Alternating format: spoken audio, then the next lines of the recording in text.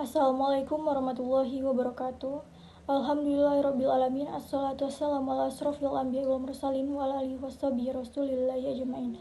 Amma ba'du.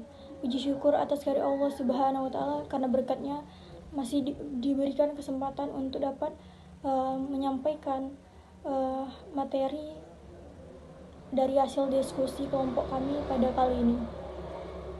Baiklah yang terhormat dosen pengampu mata kuliah Interaksi Manusia Komputer.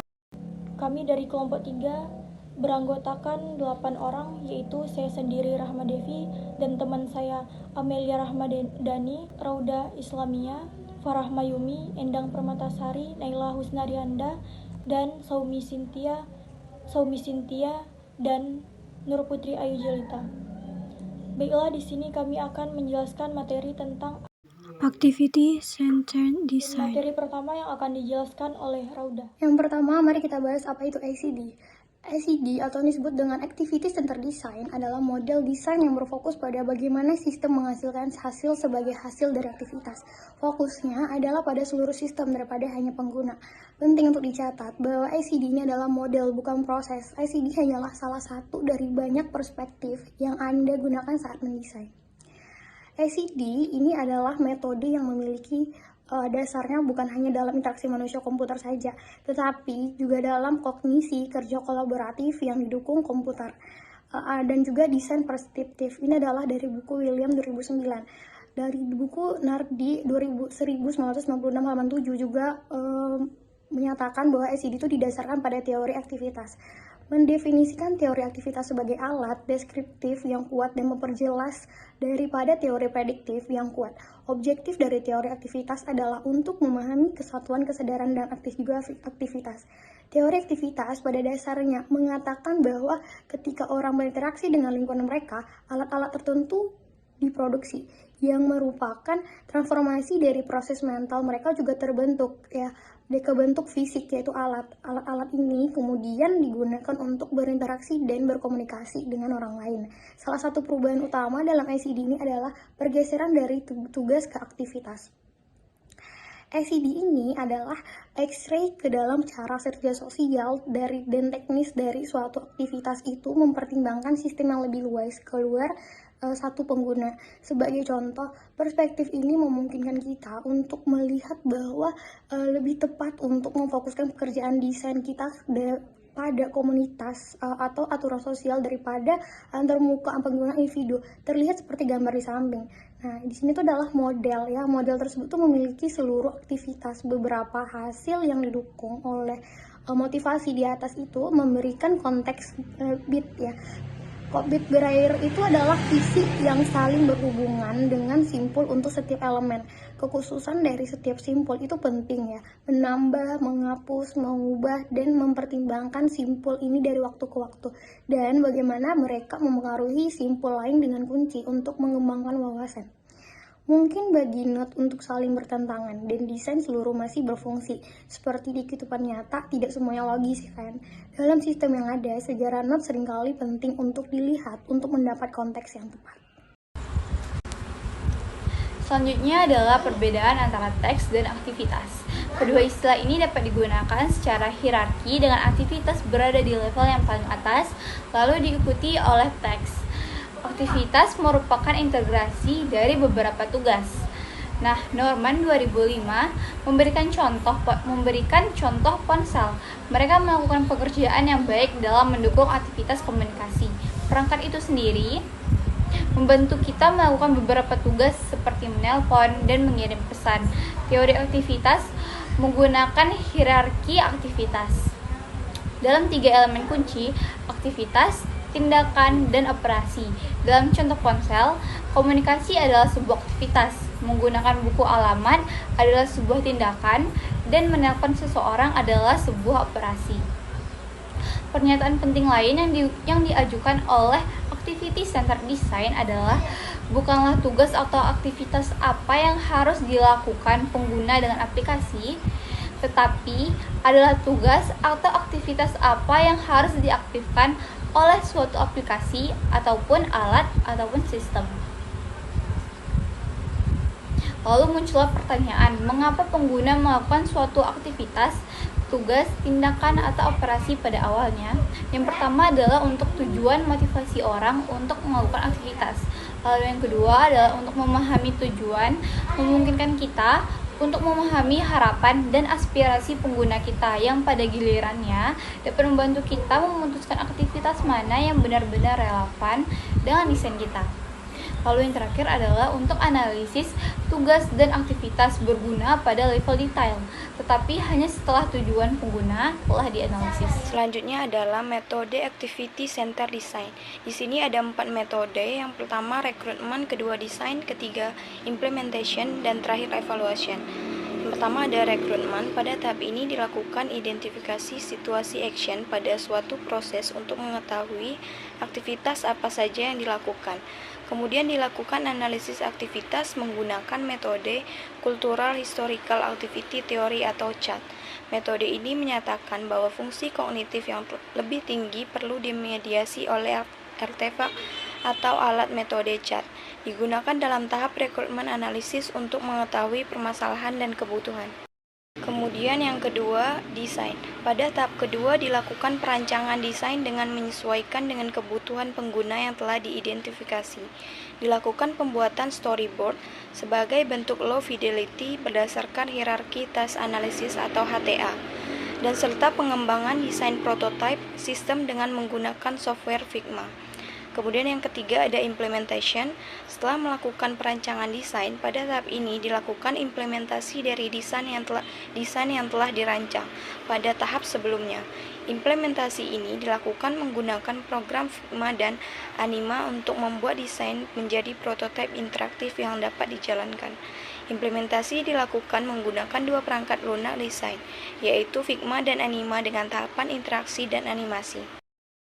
Dan yang terakhir adalah evaluation. Pada tahap trial ini, dilakukan evaluasi pada prototipe interaktif yang telah dibuat. Metode evaluasi yang digunakan adalah System Usability Scale atau SUS untuk mengukur tingkat usability system. Usability merupakan salah satu tolak ukur untuk pengalaman pengguna terkait antarmuka sebuah aplikasi atau website. System Usability Scale atau SUS adalah metode pengujian usability terhadap suatu sistem dengan menggunakan 10 pertanyaan dan 5 respon dengan skala 1 sampai 5 yang disusun dalam bentuk kuesioner. Tujuan evaluasi ini adalah untuk mengetahui apakah sistem yang telah dibuat sesuai dengan kebutuhan pengguna serta mengukur tingkat usability dari sistem yang telah Tujuan dari aktivitas setelah desain adalah untuk meningkatkan pengalaman pengguna dalam melakukan aktivitas atau tugas tertentu dengan efisien dan efektif. ICD mengidentifikasi aktivitas atau tugas yang paling penting dan sering dilakukan oleh pengguna, lalu melakukan analisis lebih lanjut untuk memahami langkah-langkah yang dibutuhkan untuk menyelesaikan aktivitas tersebut. Setelah itu, ICD membuat alur kerja atau flowchart untuk setiap aktivitas teridentifikasi yang akan membantu pengguna dalam melakukan aktivitas dengan cara yang efisien dan efektif. Tujuan utama dari ICD adalah untuk membuat pengalaman pengguna lebih baik dan mempermudahnya dalam melakukan tugas atau aktivitas yang diperlukan. Oke, selanjutnya itu adalah manfaat dari ICD. Nah, kali ini saya akan menjelaskan manfaat dari menggunakan Activity Content Design atau dari ICD ini. Nah, di sini itu ada 7 buah manfaat. Nah, yang pertama itu manfaatnya adalah memahami dan memenuhi kebutuhan pengguna dengan fokus pada aktivitas atau tugas utama. Yang kedua itu menciptakan pengalaman yang lebih terarah dan relevan dengan memperhatikan interaksi pengguna.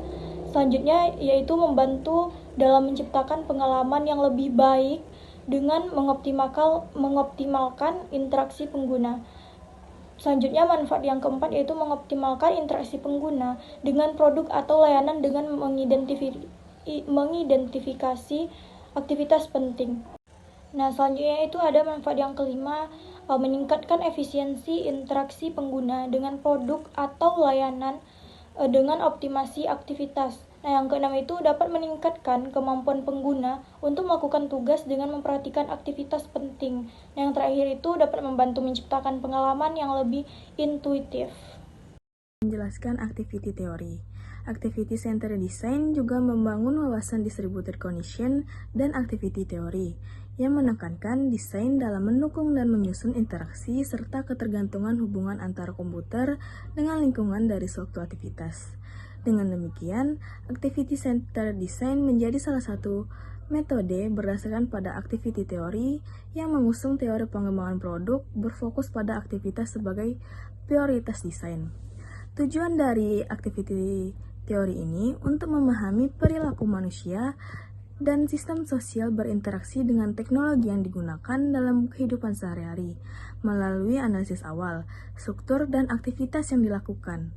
Kemudian, AT atau aktivitas teori dikembangkan oleh Engenstrom tahun 1987 untuk mengatasi sistem aktivitas dengan mendefinisikannya menjadi 7 perspektif yang menjadi dasar dari activity centered design ini.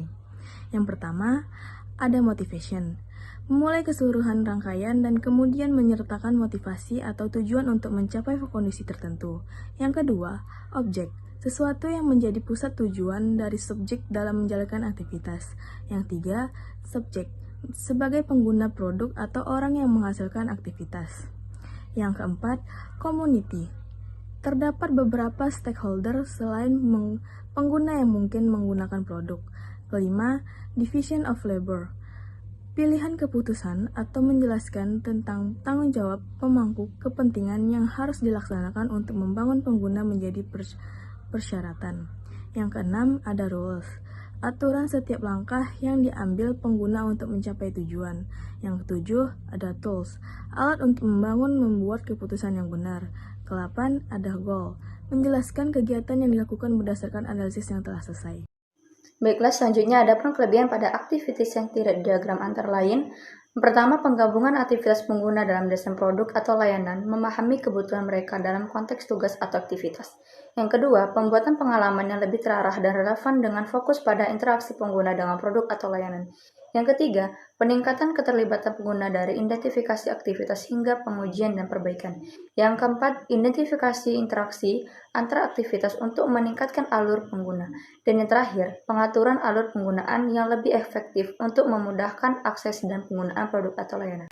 Ada beberapa sila desain universal atau inklusif.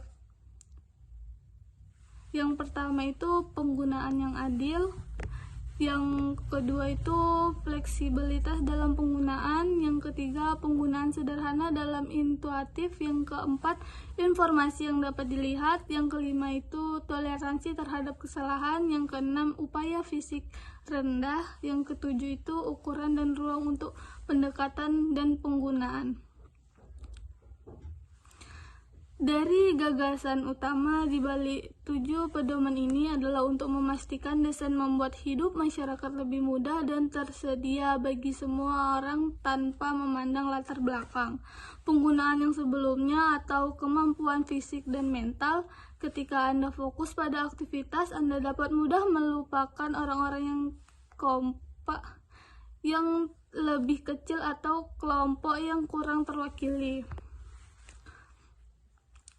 Di sini ada tiga kelemahan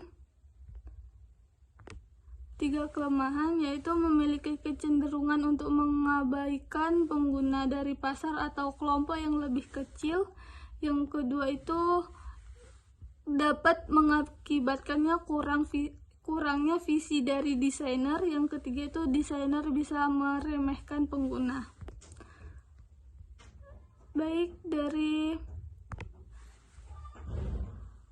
Dapat mengakibatnya kurangnya visi dari desainer, kepicikan dan kekurangan visi para desainer juga dapat berdampak negatif terhadap daya tarik dan efektivitas desain yang berpusat pada aktivitas. Alat yang dikembangkan oleh desainer dapat mengubah semua mendasar aktivitas yang ingin mereka bantu. Jika perancang tidak memiliki potensi merubah dalam aktivitas, mungkin besar solusi mereka akan memiliki penerapan yang terbatas.